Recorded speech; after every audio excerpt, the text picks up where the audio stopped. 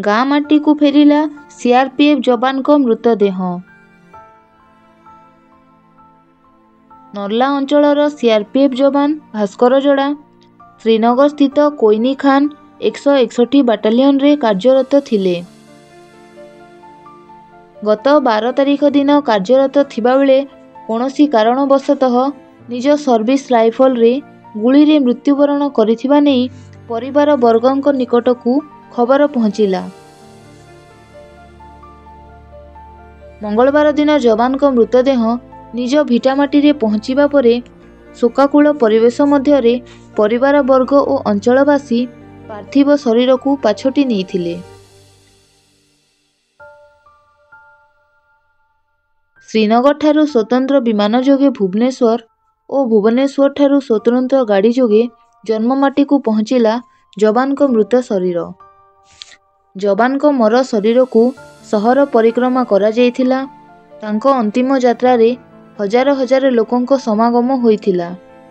CRPF जवान को सहित विभिन्न प्रशासनिक अधिकारी उपस्थिति रे शेष सलामी सहित दिवंगत जवान को अंतिम विदाय दिया जायथिला।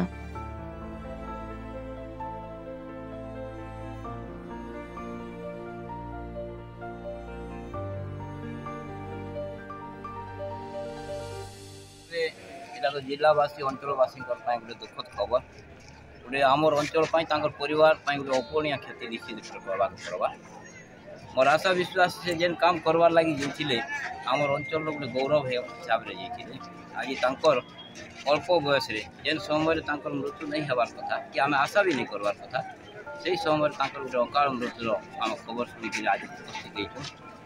जेहेतु गोटे सामरिक बाहिनी में जोग देवाटा गोटे भाग्य से दृष्टिकोण से आम भारत मातार सुयोग्य सन्तान आम अंचल सुयोग्य सन्तान परिवार सदस्य हिसाब से निश्चय अंचल समस्त से सदस्य आज जेन अपूर्णीय क्षतिटा आम समस्त बड़ भारी क्षति।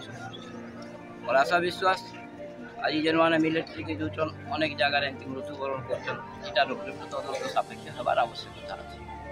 जय जवान जय किसान जय जवान जय किसान जय जवान जय किसान जय जवान जय किसान जय जवान जय किसान जय जवान जय